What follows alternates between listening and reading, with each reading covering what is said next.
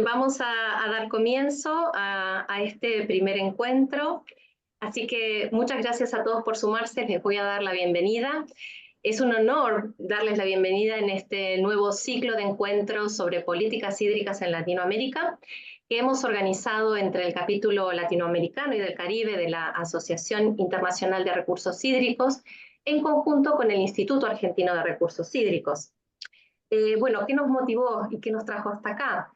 Ya sabemos que hoy día, en un contexto regional que está marcado por desafíos complejos en la gestión sostenible del agua, este ciclo busca como objetivo explorar y conocer mejor en profundidad el desarrollo de las políticas hídricas que se han desarrollado y que se han llevado a nuestra región, y cómo se fueron adaptando y también adoptando en nuestros diferentes países. A lo largo de este ciclo, que va a formar parte de 5 encuentros, vamos a tener 5 encuentros, tendremos el privilegio de contar con la presencia de distinguidos especialistas y artífices de esos cambios históricos, quienes compartirán sus experiencias y perspectivas, y entiendo y tengo la seguridad de que sus aportes y sus visiones van a servir como puente para repensar el futuro de la gobernanza hídrica en Latinoamérica.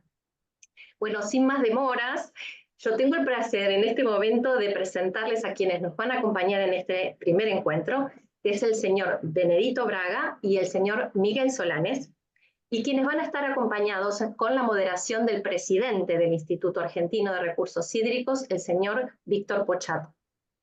Bueno, para comentarles un poco los antecedentes de nuestros invitados, les cuento que el señor Braga es doctor en recursos hídricos por la Universidad de Stanford de Estados Unidos y es profesor de la Universidad de Sao Paulo en Brasil. Actualmente es el presidente del Consejo del Agua de Latinoamérica, o para Latinoamérica. Ha sido vicepresidente del Consejo Mundial del Agua y presidente del Comité Internacional del Sexto Foro Mundial del Agua, que se llevó a cabo en Marsella en el 2012. Entre otros cargos de a nivel nacional e internacional. El doctor Braga es miembro honorario de nuestra asociación, la Asociación Internacional de Recursos Hídricos, y ha ejercido la presidencia desde 1998 al 2000. También en el 2002, la asociación, y en reconocimiento a su trayectoria, le otorgó el premio Crystal Drop. También ha participado en varios comités internacionales que promueven el concepto de gestión integrada de los recursos hídricos y ha formado parte del Consejo de Administración de la Agencia Nacional de Agua de Brasil, ANA, como la conocemos, desde el 2001 al 2009. Por otro lado, les cuento que el señor Solanes es abogado de la Universidad de Mendoza, de nuestro país, con estudios especiales de la Universidad de Michigan en Harvard, y cuenta además con un Master of Arts de la Universidad del Estado de Colorado. Actualmente es y ha sido consultor internacional para el Banco Mundial, el Banco Interamericano de Desarrollo, la FAO y el International Institute for Sustainable Development, entre otras organizaciones nacionales e internacionales. También ha sido asesor regional en derechos de agua y regulación de servicios públicos de las Naciones Unidas. Fue miembro del Comité Asesor Técnico de la Global Water Partnership y también formó parte, como especialista, de la institución de INDEA Agua de España. Bueno, sin más demoras, ahora sí damos comienzo al primer encuentro y para ello le cedo la palabra a Víctor Pochat. Muchas gracias. Muchas gracias, Ariana. Buenos días a todos. Es un gusto poder participar en este encuentro compartiendo con dos muy distinguidos colegas como es Benedito Braga y Miguel Solanes. Voy a hacer un pequeño marco de referencia para ubicarnos en una de las cosas que queremos exponer. Nos interesa mucho la experiencia de nuestros dos colegas, pero este marco de referencia creo que nos puede ayudar a todos los que estamos participando en este encuentro para ubicarnos en, diría yo, cómo nos hemos ido relacionando en las últimas décadas en materia de gestión de los recursos hídricos. Y en ese sentido, por un lado voy a mencionar las conferencias internacionales que fueron dejando referencias, enseñanzas, valiosas discusiones. Podríamos mencionar como un hito fundamental la conferencia de Mar del Plata de 1977. Fue la conferencia organizada por Naciones Unidas en aquella oportunidad que dio lugar al llamado Plan de Acción de Mar del Plata, que ha sido un modelo de referencia en sucesivos encuentros a lo largo de las décadas. Sin embargo, Naciones Unidas no volvió a organizar una nueva conferencia de esa magnitud hasta recién en el año 2023 con su segunda conferencia, por todos posiblemente más conocida, pero sin embargo hubo algunas conferencias parciales, digamos, tomando algunos aspectos parciales, como la Conferencia Internacional sobre Agua y Desarrollo Sostenible que convocó el gobierno de Francia en 1998, en preparación del sexto periodo de sesiones de la Comisión de Desarrollo Sostenible de Naciones Unidas, la Conferencia Internacional sobre Agua Dulce en Bonn de diciembre del 2001, cuyo propósito era analizar los avances logrados en la gestión de los recursos hídricos a 10 años de aquella conferencia muy importante como fue la de Dublín, que dio lugar a los llamados principios de Dublín, que fueron una referencia sobre el base para la gestión de los recursos hídricos. Esa conferencia de Bonn a que hice mención sirvió también como antecedente para la Cumbre Mundial sobre Desarrollo Sostenible que se realizó en Johannesburgo en el año 2002, a 10 años de la Conferencia de Río del 92, también un hito significativo. Eso, diría yo, en lo que significó encuentros organizados desde el ámbito de las Naciones Unidas o algunos de sus organismos que le integran. Pero paralelamente también fueron desarrollándose los foros mundiales del agua, organizados por el Consejo Mundial del Agua cada 3 años, desde 1997 en Marrakech, luego desarrollándose en La Haya, en Kioto, en Shiga, Osaka, en México, Estambul, Marsella, Daegu, Brasilia, Dakar y el último en Bali. Y por otra parte, el Consejo Mundial del Agua, creado en el año 1996, fue un foco de referencia a través de estos foros, pero también con una serie de realizaciones paralelas que probablemente nuestro colega Benedicto nos lo va a explicar en profundidad. Otra institución notable a mencionar fue la creación también en el año 1996 de la Asociación Mundial para el Agua, la Global Water Partnership, cuya serie de documentos conceptuales fueron sirviendo de base para que el concepto de gestión de recursos, gestión integrada de los recursos hídricos fuera siendo adoptado por numerosos países y pudieran ser discutidos en profundidad luego en sucesivos documentos técnicos que fueron abordando facetas de ese concepto madre. Por otro lado, me gustaría destacar dos hechos importantes. Por un lado, las realizaciones del Programa Hidrológico Intergubernamental de la UNESCO, actualmente, con ese nombre se lo conoce actualmente, anteriormente Programa Hidrológico Internacional, nacido en el año 1975, inclusive previo a la Conferencia de Mar del Plata que les mencioné, y que ahora este año cumple consecuentemente sus 50 años. Pero además fue el sucesor del llamado Decenio Hidrológico Internacional.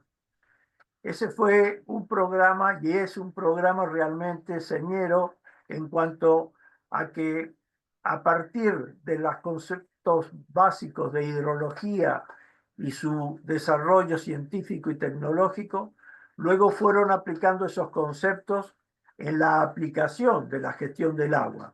Verdaderamente un programa sumamente valioso. Diría yo que con estas referencias nos pueden ayudar y pueden servir referencias sobre todo a las nuevas generaciones de profesionales que están introduciéndose en estos temas. Pero no lo quiero tomar más tiempo y le voy a pedir a nuestros colegas que nos acompañan con una primer pregunta, que sería la siguiente.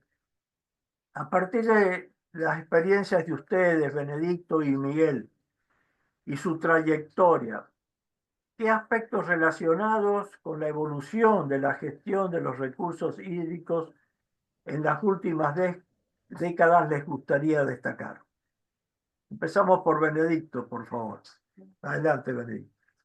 Ok, Víctor, muchas gracias. En primer lugar, complementar la Asociación Internacional y el Instituto Argentino por esta iniciativa de este webinar para que las futuras generaciones puedan entonces oír un poco de qué se ha hecho en las últimas décadas, digamos.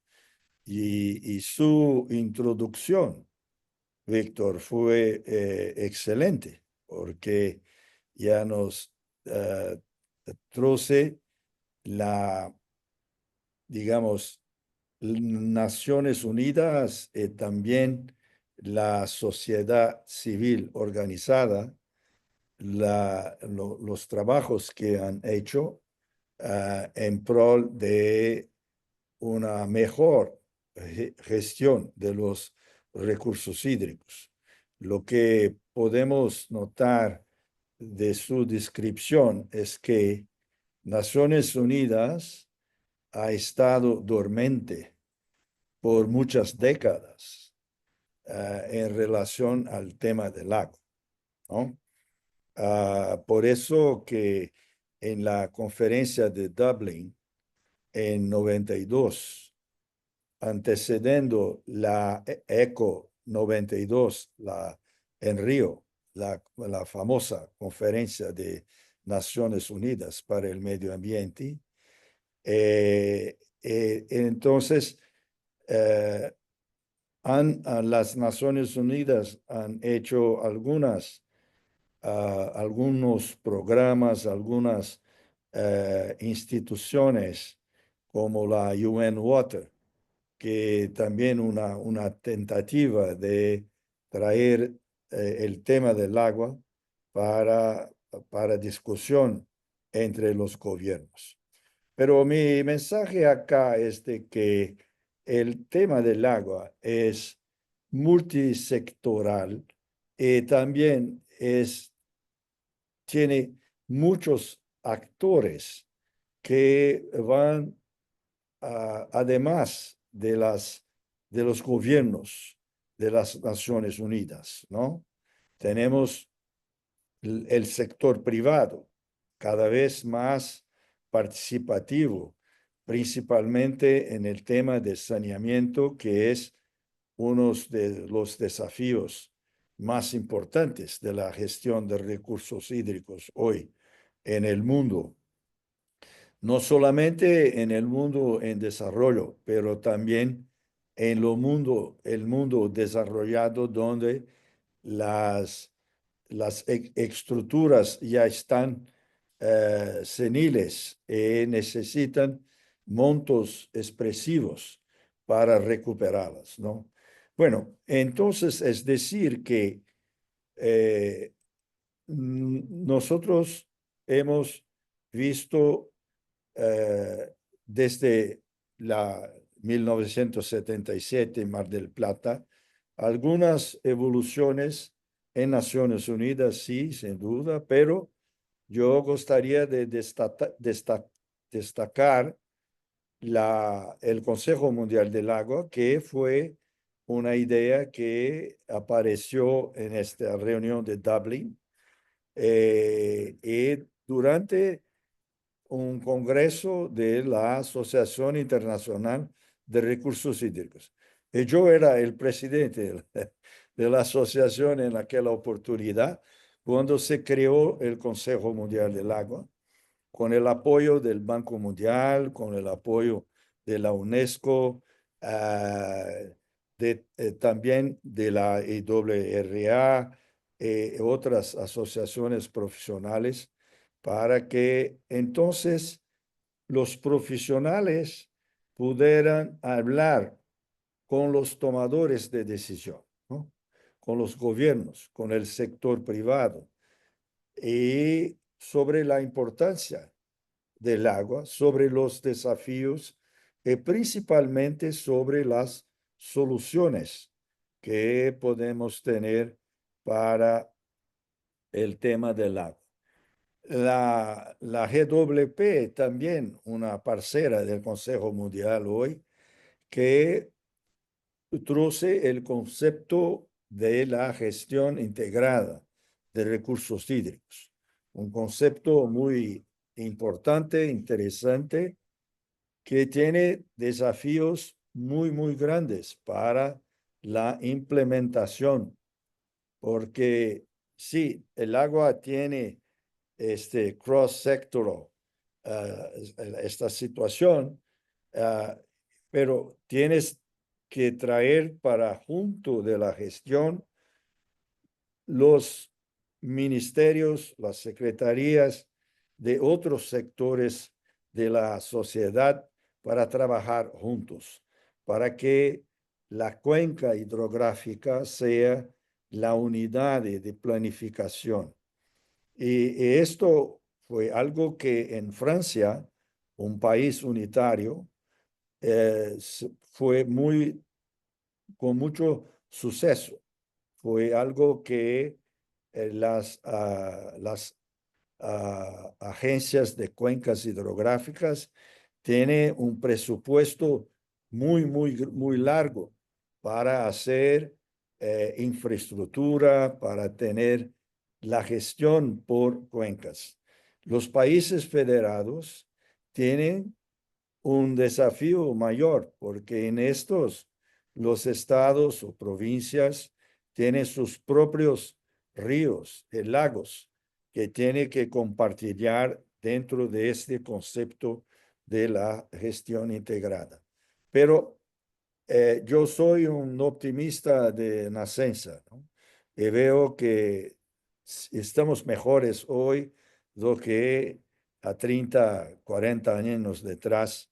Hubo una mejoría importante gracias a este trabajo de las asociaciones internacionales como la IWRA, como el Consejo Mundial del Agua, la GWP y otras iniciativas de no solamente gobiernos, pero también de la sociedad civil organizada.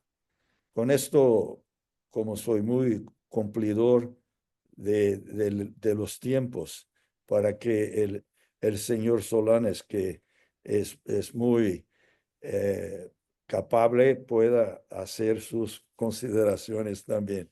A ti, Víctor, muchas gracias.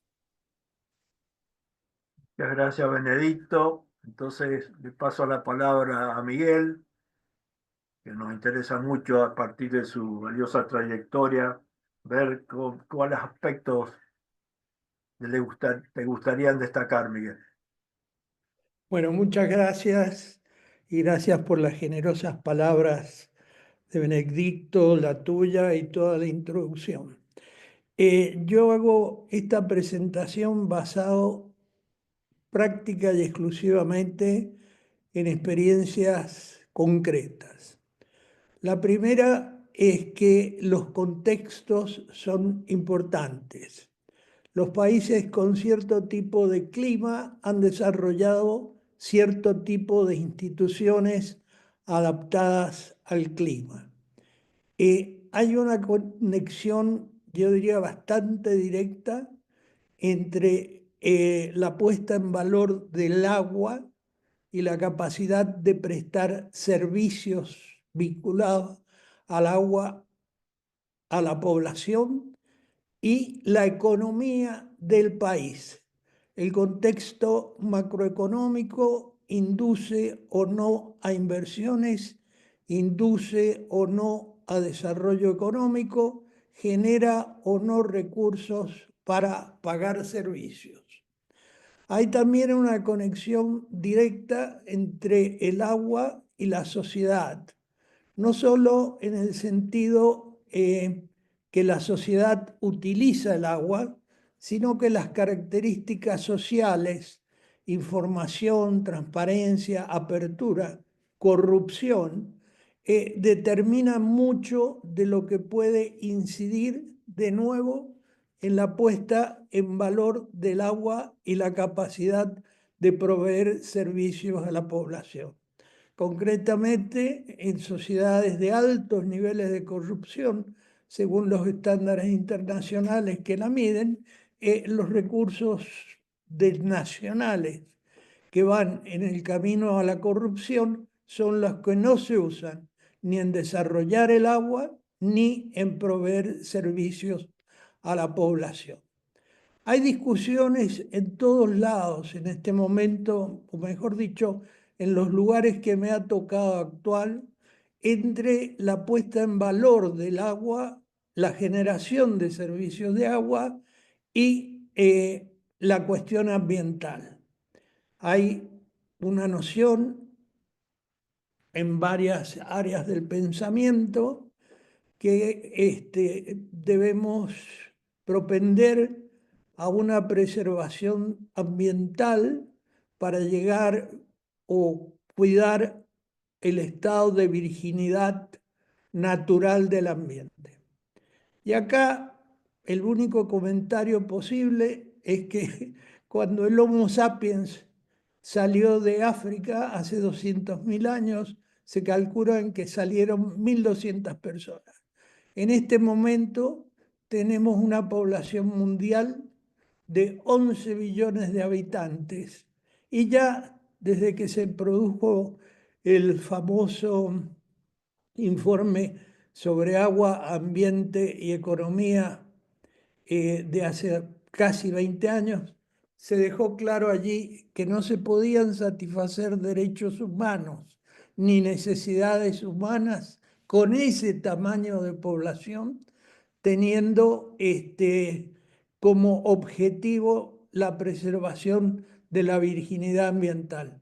Podemos cuidar, no contaminar, no causar daños, controlar las externalidades, pero este conflicto entre un ambiente que debe ser intocable y las necesidades de la población mundial, que son enormes en términos de alimento, trabajo, derechos garantizados por tratados de derechos humanos como propiedad, trabajo, empleo, recursos, educación, todos nos llevan a tener que considerar con un grano de sal las posiciones más extremas.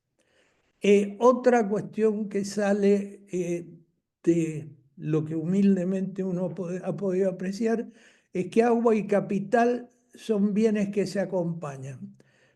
La creación de infraestructuras o la mejora de infraestructuras a la que se refería Benedicto hace un minuto requiere mucho capital.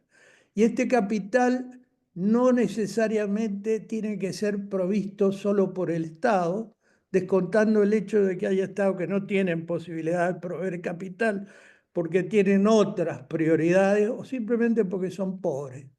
Y entonces esto requiere necesariamente interactuar con el sector privado. Y al referirnos al sector privado, la institución de los derechos de agua surge en forma nítida porque son un incentivo histórico, ya desde la época del faraón Sesostris, al que menciona Heródoto. El otorgamiento de un cierto tipo de derecho de agua, más o menos seguro, con ciertas regulaciones, pero libre de arbitrariedad, ha sido un elemento, digamos, de tipo social y económico, y legal, por supuesto, para propender a la utilización del recurso. Finalmente, como también soy muy respetuoso, salvo que Víctor me diga que me queda un par de minutos, les mencionaré que es muy importante considerar cuáles son los criterios para resolución de conflictos. Esta referencia a países federales que hizo Benedicto nuevamente me abre un pequeño camino para un comentario. Cuando uno mira la experiencia internacional en materia de conflictos, se puede decir que hay dos enfoques: enfoques reduccionistas y enfoques, digamos, sistémicos. Los enfoques sistémicos son enfoques que consideran el agua, la población, el bienestar y el impacto en la economía nacional y en el bienestar nacional de las decisiones que se toman. Los enfoques reduccionistas tienden a basarse solamente en un tipo de criterio. De más está decir que el análisis empírico de las posiciones en este sentido, de alguna manera muestra que los enfoques sistémicos no solo tienen una racionalidad basada en meditación, en análisis empírico de economía, sociedad, sistemas ambientales, sino que tienen un resultado proactivo en el sentido de que no destruyen economías instaladas ni sociedades instaladas. Para finalizar, en muchos países el agua ha sido un elemento de consolidación territorial dentro de las fronteras del país y con respecto también a países vecinos. Por ejemplo, todo el caso de la colonización del centro y oeste americano o los casos argentinos de las provincias andinas que consolidaron población vía sistemas de riego. Muchas gracias, Víctor. Muchas gracias, Miguel. Realmente muchos conceptos valiosos para poder seguir analizando.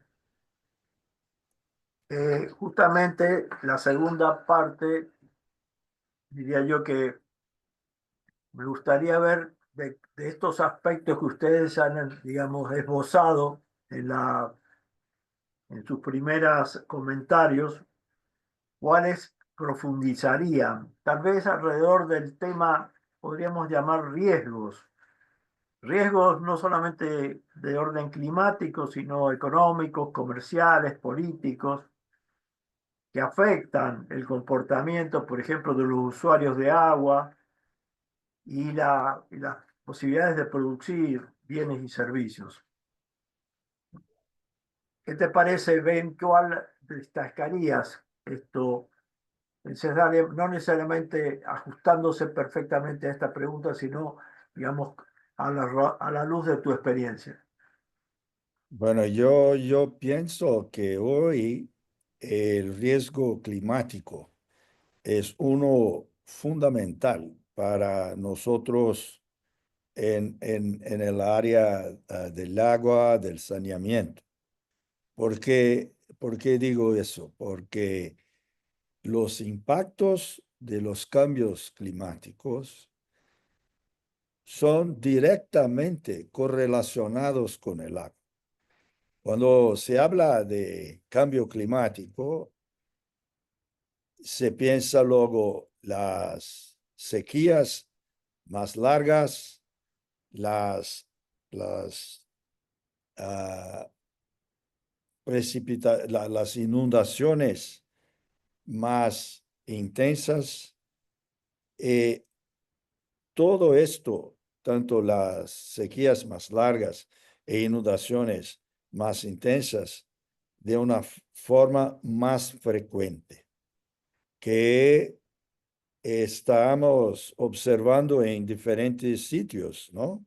En Latinoamérica tuvimos en Uruguay recientemente, en Brasil, tuvimos en Colombia, en prácticamente todos en México, en todos los países de Latinoamérica ya tuvimos situaciones importantes, principalmente con relación a sequías prolongadas. Bueno, entonces, en las reuniones las conferencias del clima que hemos observado en las últimas 3 décadas. La conferencia de Belém do Pará en Brasil este año en noviembre es la 30ª. Yo no sé cómo hablo yo pienso que estoy hablando español, pero ustedes saben que estoy hablando portugués. Es muy interesante este portuñol, porque es así que entiendo el portuñol, pero espero que estén me entendiendo. Es que el cumpleaños de 30 años de la COP están discutiendo los problemas energéticos, el gas carbónico, el CO2, que va a empezar a aquecer el planeta. Y con esto, entonces, tenemos que descarbonizar. Bueno, este es un problema importante, no hay duda, ¿no? Pero es algo que los impactos se van a sentir en, digamos, 100 años, 200 años. Ahora, el impacto del cambio de clima en el agua y por consecuencia en la producción de alimentos y en la generación de energía hidroeléctrica es ahora. Ya estamos viviendo esto, ¿no? Entonces, en estas discusiones de las COP, tienen que hablar de adaptación, porque hay dos avenidas en la COP. Es la adaptación de un lado y la mitigación del otro, ¿no? Están hablando de mitigación de energía todo el tiempo y ahora tienen que entender que los riesgos son mucho más altos y ahí lo que yo pienso que es muy importante en relación a la mitigación de los riesgos, ¿no? La adaptación es de que necesitamos de infraestructura redundante. ¿Qué es eso? Es una infraestructura, por ejemplo, voy a dar un ejemplo de qué es eso. En San Pablo tuvimos en 2014, 2015 una situación extrema, un gran problema. Y la compañía de saneamiento tuvo que hacer la infraestructura que estaba prevista para ser implementada en 2027. Debe que traer 10 años más temprano. Bueno, esta infraestructura va a traer una posibilidad de resolver un problema muy grande y costa, no es barata. Entonces la agencia de regulación tenía que entender de que esta infraestructura que no sería utilizada todo el tiempo, porque es un trasfase de agua de una cuenca a otra, solo va a ser cuando tiene la necesidad. Eventualmente no va a tener la necesidad en los próximos 20, 30 años, ¿no? Pero la agencia tiene que reconocer como un investimiento prudente que va a impactar las tarifas del agua de la compañía.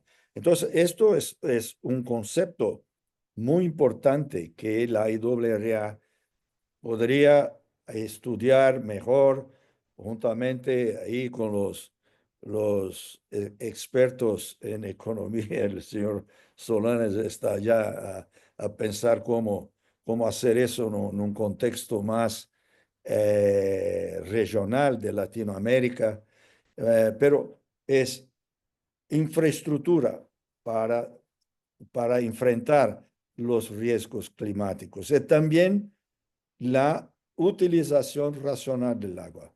Las personas, los productores rurales, la industria, tiene que tener una nueva visión de que la utilización tiene que ser con parsimonia, con eficiencia, con eficacia.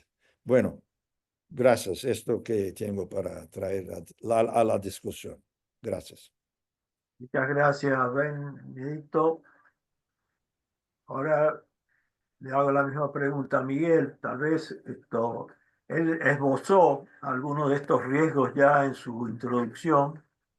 Tal vez poder profundizar en algunos aspectos en particular. Le dejo la Sí, palabra.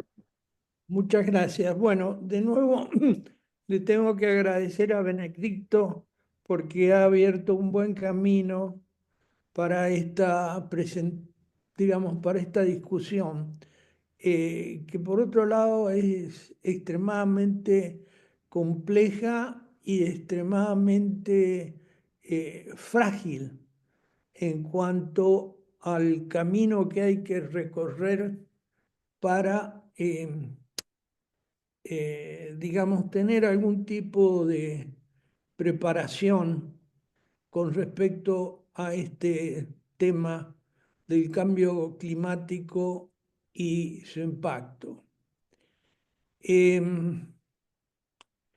La preparación para el cambio climático, uno puede resumirla en varios puntos, quizá. Uno, que si no protegemos a las poblaciones presentes, posiblemente las poblaciones futuras o no existan o sean muy pequeñitas. Segundo, que el camino incluye elementos de tipo estructural y elementos de tipo institucional. Estructural en el sentido de las obras a que hacía referencia a Benedicto y que probablemente van a escuchar otras presentaciones que también las hagan. Y esta posibilidad de crear obras depende de nuevo de los presupuestos públicos y posiblemente también de la institucionalidad y su impacto en el sector privado. De los presupuestos públicos, ¿por qué? Porque la discusión de las políticas de agua y su enunciación es grandiosa. Ahora, a veces cuando uno mira los presupuestos nacionales, se encuentra con que sí, era muy grandiosa la enunciación, pero el otorgamiento de dinero y las líneas presupuestarias se van mucho más allá a otras áreas. Dejo a la imaginación de cada uno cuáles pueden ser estas áreas, pero no necesariamente a áreas vinculadas a los recursos hídricos. Y en realidad ahí la política no es la enunciada, sino la financiada. El otro tema, y desde un punto de vista legal, yo gracias a que estudié con todo tipo de becas, tengo alguna noción de economía, pero fundamentalmente soy abogado. Hay un conflicto en este momento, y yo diría que es mundial, entre los derechos de agua privados y lo que se llaman derechos de agua de la colectividad. Los derechos de agua comunes tienen toda una justificación ética y socialmente son muy amables.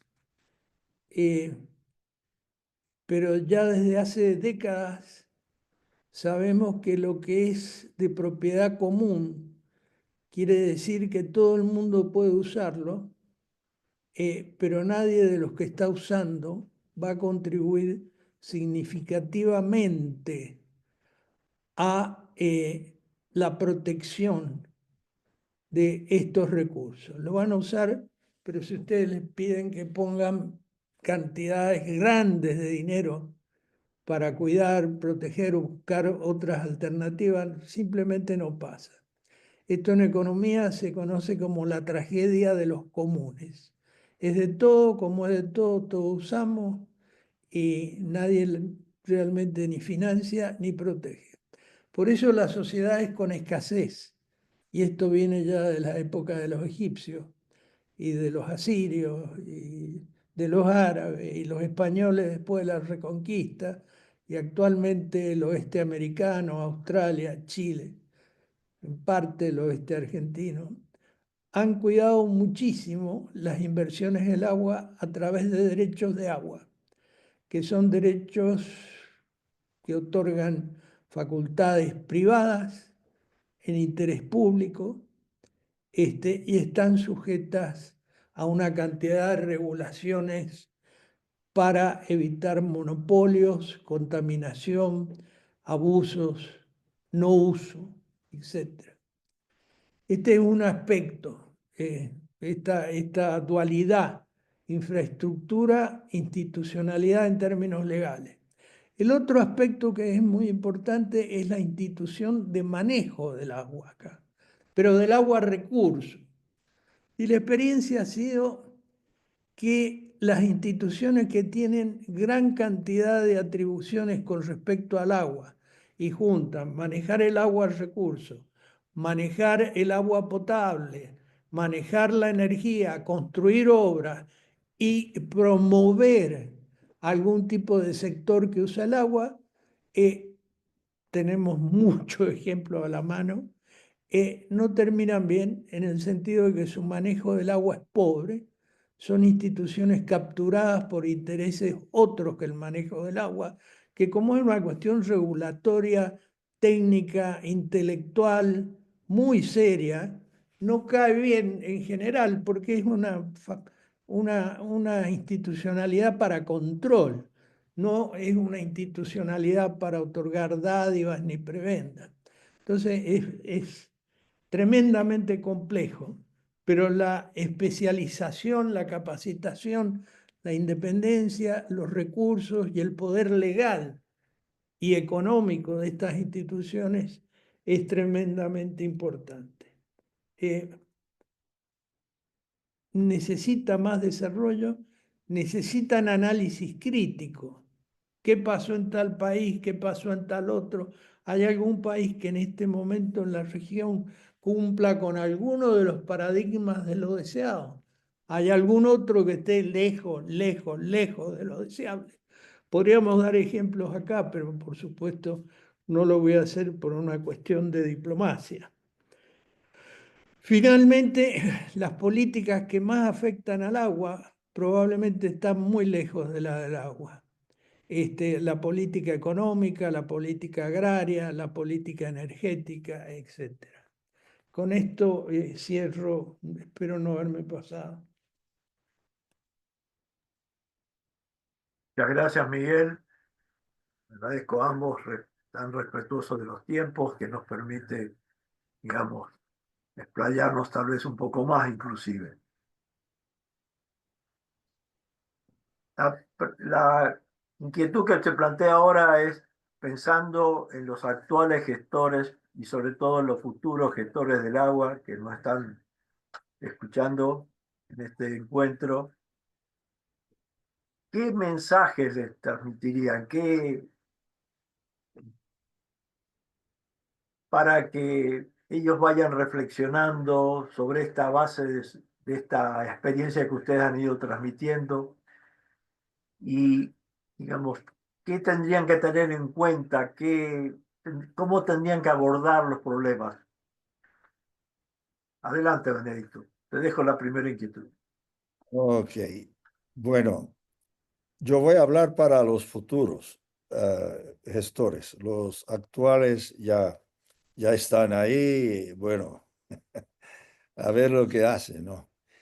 Pero es muy importante esta característica de la gestión del agua, que es multidisciplinaria. Entonces, que los futuros, los jóvenes, que sí, yo gustaría mucho que estos jóvenes que están a nos asistir, que se integrasen bastante en este tema de gestión del agua, porque envuelve la ingeniería, la geología, la análisis sistémica, las leyes y administración, la economía. Entonces es multidisciplinaria y también multisectoral. Y bueno, y que estos jóvenes, sea cualquiera la profesión que tengan escogido, que se interesen para estar con nosotros en este proceso de la gestión del agua. También que la gobernanza del agua tiene que tener en cuenta que no es solamente el gobierno, el presupuesto del gobierno.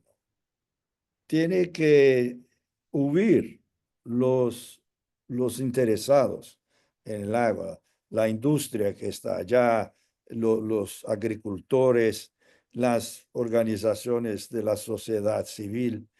Entonces, tenemos que tener, sea por cuenca hidrográfica o no, sea por comités de, por ejemplo, en nordeste de Brasil, que es una región árida, tenían los comités de agricultores, no de agricultores, mas comités del agua para repartir cuánto iba para uno, para otro, pero con la participación de todos los interesados, ¿no? Y por fin que se involucren en las asociaciones profesionales, ¿no? En la IRRA, el Instituto Argentino de Recursos Hídricos, para tener un intercambio de ideas, de soluciones, de mejora profesional también. Esto es lo que podría al final de este nuestro webinar poder recomendar a los jóvenes que vengan los jóvenes, porque los jóvenes a más tiempo, como algunos de nosotros, ya no estarán aquí por mucho tiempo, ¿no? Y que vengan los jóvenes, los futuros gestores. Gracias. Muchas gracias, Benedicto. Esto nos hace reflexionar a los mayorcitos. Miguel, te dejo ahora la inquietud. ¿Cuál sería tu mensaje a estos jóvenes a los cuales estamos convocando? Bueno, después de escuchar a Benedicto, yo diría, aprovechen el tiempo que les queda, porque el de acá ya se acaba. Primero, el mensaje sería no solo a los jóvenes profesionales del agua, sino también a los jóvenes políticos, en el sentido de que el agua necesita una visión, sí, política, pero política en el buen sentido de la palabra, que tenga gente capaz, que tenga gente independiente, que tenga gente con una actitud y que crean en lo que hacen. Y que entonces en la selección miren bien el tema de la profesionalidad. El segundo, a los jóvenes, yo creo que la actitud más el conocimiento pueden ser muy útiles para el país de que se trate. ¿Por qué digo esto? He visto muchos profesionales muy capacitados pero sin actitud, en el sentido que no se animaban digamos, a plantear las cuestiones del agua sino que se sometían a visiones políticas, a veces partidarias, a veces de sectores de interés, etcétera, etcétera. Creo que la actitud y el conocimiento son realmente cruciales en esto. Y los casos de éxito que he visto se han relacionado en este contexto nuestro con 2 o 3 personas que realmente no solo tenían formación técnica, sino que tenían una actitud y la siguieron hasta el final. También lo he visto en Naciones Unidas, en los bancos y en otros lugares. Esto sería todo lo que tengo que decir acá. Muchas gracias, Miguel. Tenemos un panorama sumamente amplio. Como han sido tan cumplidores con los tiempos, nos da la posibilidad tal vez de explayarse, si quieren, en algún aspecto que les hubiera gustado tratar y que se habían reservado. Benedicto, no sé si quieres ampliar en algunos de tus conceptos. No, yo pienso que ya trocemos una visión histórica. Ya también discutimos la cuestión clave hoy en términos de la gestión del agua, que es lo riesgo que no solamente del clima, como usted ha mencionado, también los riesgos económicos, políticos, y me gustó mucho lo que Miguel ha dicho, que para los jóvenes no, que hagan la buena política con P mayúsculo, no esto política de que yo soy de un lado, no, la política que es la ciencia de hacer la concertación entre todos para el mejor para todos, ¿no? Esto es algo que yo veo muy importante porque en el tema del agua, el agua es un tema político. ¿Dónde vas? Va a ver que los alcaldes, el gobernador, los ministros, los legisladores, cuando se habla de agua, ya ves que hay un interés muy importante, porque es un elemento vital, es un elemento que está en todos los sectores de la sociedad. Ves los SDGs 6, que tiene implicación en muchos otros, los derechos humanos, la energía, el transporte, todo. Entonces, hay una necesidad de gestionar bien este recurso fundamental. Yo pienso que esto es el mensaje final que gustaría de pasar en este webinar. Gracias. Muchas gracias, Benedicto. Miguel, te gustaría agregar ampliar un poco algunos de los conceptos que mencionaste. Tengo uno muy concreto y 2 bastante generales. En la línea de el agua y las discusiones sobre el agua, es importante tener presente que muchas veces no estamos realmente hablando solo de agua. Estamos hablando de que el individuo que riega trigo, por así decirlo, en la pampa húmeda, genera trigo, que a partir de ahí se genera harina, que a partir de ahí se genera esto. Estamos hablando de cadenas de producción.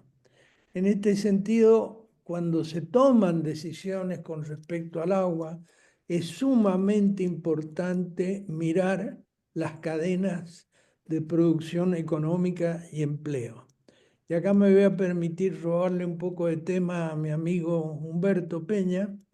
Hace unos 5 o 6 años atrás se discutieron los temas de los derechos de agua en Chile y se trató de fragilizarlos mucho, muchísimo.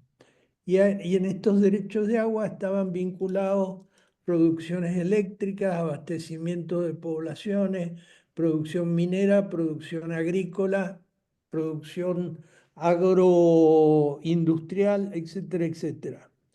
Y mientras un grupo de gente hacía una discusión teórica de lo importante que era el agua para la humanidad, allá arriba, en forma pedestálica, totémica y panteísta, alguien se sentó y hizo unos numeritos. El porcentual del empleo nacional que dependía directa o indirectamente del agua, el porcentual del ingreso bruto del país, el porcentual de exportaciones. Cuando esto se publicó, se acabó la discusión. Nadie trató de fragilizar los derechos de agua a partir de ahí, y por una razón muy simple, porque si uno tiene derechos frágiles, no toma riesgos ni económicos, ni climáticos, ni comerciales, ni sociales. Es muy importante digamos así, una consideración de los elementos que hacen que los usuarios de agua la ahorren, la cuiden y la desarrollen. Y no pasan por grandes, digamos, discursos de importancia y valores. No, no, tienen una raíz muy concreta. Si la gente tiene la posibilidad de usar el agua, de usarla bien, de estar de alguna manera protegido de lo protegible. Nadie lo puede proteger del riesgo climático. Por ejemplo, si hay una sequía, a lo mejor lo pueden amortiguar, pero van a tratar de hacer un esfuerzo. Es como la construcción de una casa. Poca gente construye en lugares que no le pertenecen casas muy buenas, salvo que tengan la esperanza de quedarse con el lugar y la casa. Pero siempre hay ahí una motivación de tipo económica que no es una motivación antiética y que es funcionalmente bastante conducente. Y el comentario muy puntual a raíz de los casos de inundaciones en Argentina es que hay una gran necesidad de definir con capacidad técnica y qué es la línea de ribera e impedir que áreas dentro de las riberas, más allá de la línea de la ribera, áreas en las márgenes de los ríos, sean capturadas por los ribereños para propósitos de beneficio propio, impidiendo que, por ejemplo, la inundación, como decían los chinos, se divida como los dedos de la mano y fomentando que la inundación se concentre y se lleve poblaciones por delante.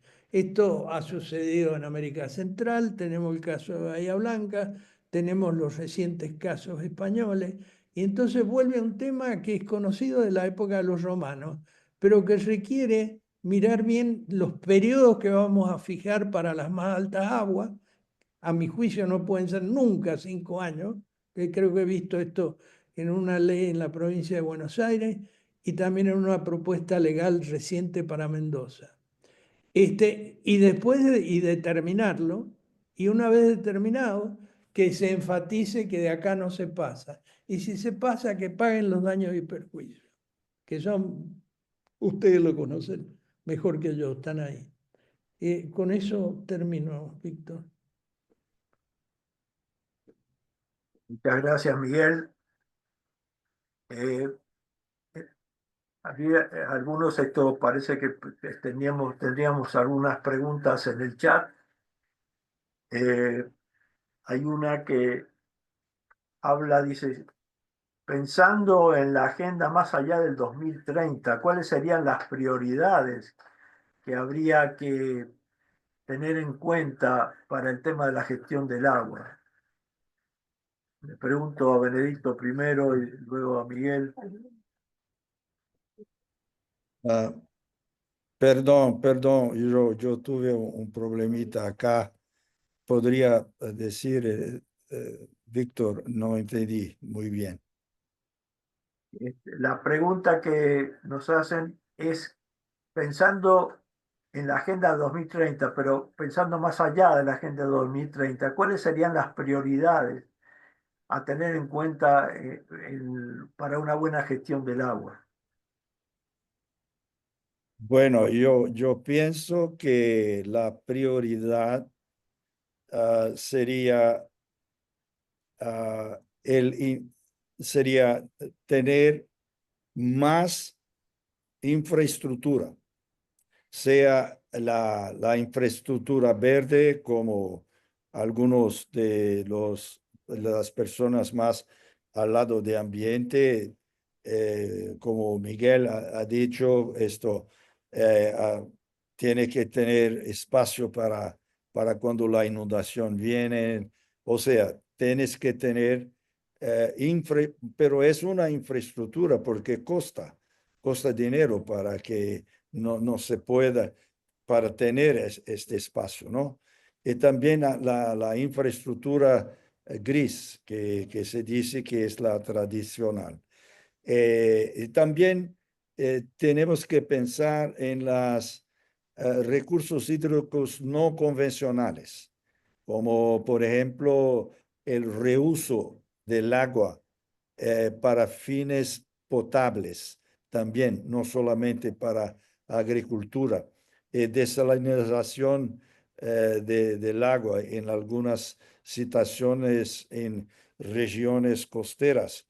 La desalinización también es algo que tiene que estar en la visión. Pero yo no costumo decir que prioridad en el plural no es muy bueno. Prioridad tienes que tener muy pocas, porque si no, si no hay un foco, entonces es tener la infraestructura adecuada y los recursos hídricos no convencionales. Gracias, Benedicto. Miguel, haciendo la misma pregunta, ¿cuáles serían las prioridades ahí pensando más allá de la Agenda 2030? Bueno, el desarrollo de una institucionalidad capacitada, en muchos países o en algún país, el tema desgraciadamente no pasa por el agua, sino pasa por políticas macroeconómicas que tienen un impacto destructivo sobre el agua y sus servicios. Esos son casos aislados, pero importantes, habría que revisarlos. Y eliminar la desconfianza que se tiene respecto del usuario que asume riesgos, y estos son todos los usuarios: el que presta el servicio público APS, el que riega, el hidroeléctrico. Son los individuos que hacen funcionar la sociedad y generan los recursos necesarios dentro de las políticas.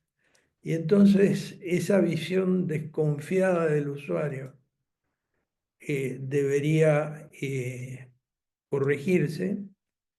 Los incentivos de tipo legal deberían profundizarse, sean incentivos porque sea conveniente para el usuario seguir una determinada línea, por ejemplo, ahorrar agua, sean incentivos porque sea inconveniente para el usuario no hacer algo, por ejemplo, cuando contamina. Pero sobre todo el cambio de actitud. Los países, en cuanto manejan el agua, no se manejan solo con el Estado, ni solo con la participación.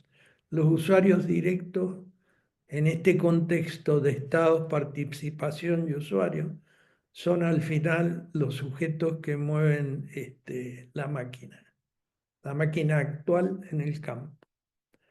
Bueno, ese sería mi comentario. Muchas gracias, Miguel. Me voy a pasar la palabra a Ariana, que tiene una pregunta que ha detectado. Por Sí, favor, muchas Ariana. gracias. Muchas gracias, Víctor. Acá Ana Sosa consulta. En el contexto de América Latina, ¿cómo evalúan la situación actual de la gobernanza del agua en relación con la gestión de la información? Y sigue. ¿Cómo debería configurarse una hoja de ruta que fortalezca la gestión integrada de la información y potencie además la toma de decisiones informada y sostenible en el sector hídrico? Gracias.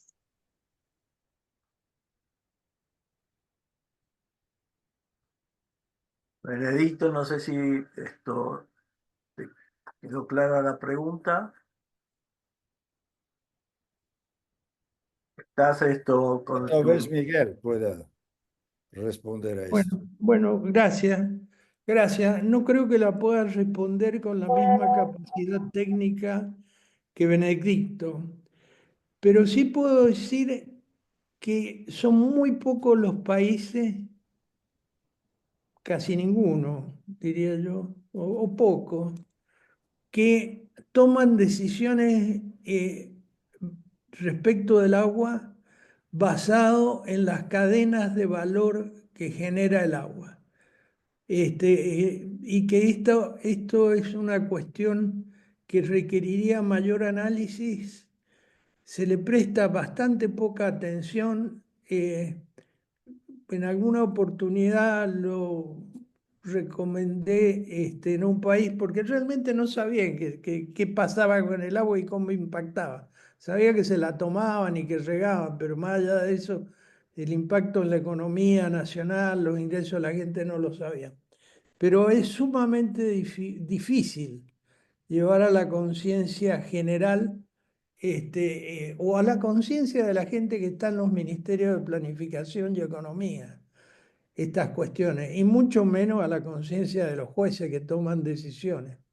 En este sentido, y no en la región, los únicos que he visto, mejor dicho, hay varios, empieza con casos muy viejos entre Egipto, desgraciadamente me salgo de la región, Egipto y Sudán, donde los jueces deciden, bueno, mire, acá tiene un tema que estos chicos de Egipto vienen usando el agua de la época de Sesostris.